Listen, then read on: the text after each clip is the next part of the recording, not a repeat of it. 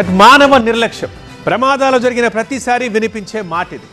అసలు ఢిల్లీ రైల్వే స్టేషన్లో జరిగిన తొక్కిసలాటలో 18 మంది ప్రాణాలు కోల్పోవడానికి కూడా మానవ తప్పిదమే కారణం. అసలు ఈ తొక్కిసలాట ఎలా జరిగింది, అందుకు కారణాలు ఏంటో ఒకసారి చూద్దాం. మనం వీడియో వల్ల కూడా మీకు వివరించే ప్రయత్నం చేస్తాను. మహాకుంభమేళాలో పుణ్యస్నానాలు చేయడానికి ప్రయాగ్రాజ్కు వెళ్లేందుకు ప్రత్యేక రైలు నడుపుతున్నట్లు రైల్వే శాఖ గొప్పలు పోయింది. ఇందులో భాగంగా గంటకు 1500 జనరల్ టికెట్లు విక్రయిస్తున్నామంటూ డిప్యూటీ కమిషనర్ ఆఫ్ పోలీస్ ప్రకటించారు.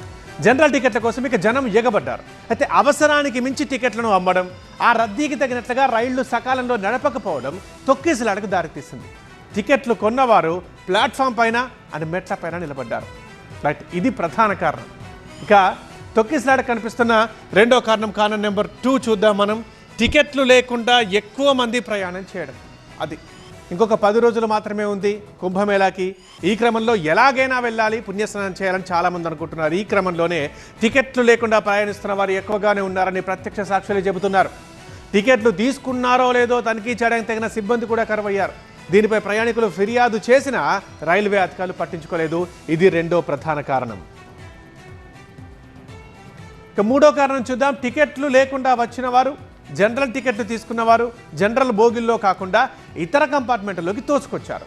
Sleeper AC బోగిల్లోకి చొరబడ్డారు. వీరిని ఎవరూ నియంత్రించలేదు. ఫలితంగానే తొక్కిసలాట జరిగి జనం అవస్థలు పడ్డారు.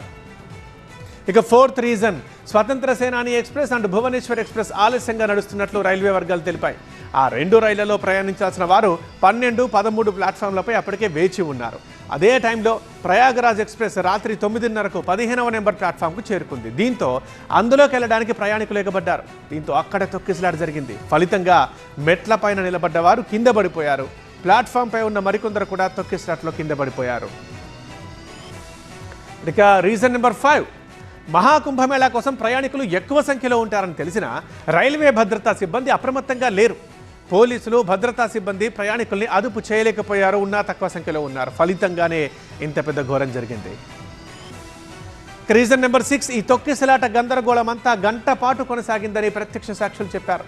తొక్కిసలాట జరిగినా వెంటనే అక్కడికి పోలీసులు చేరుకోలేదు. అంతేకాదు సాయం కూడా సకాలంలో అందలేదు.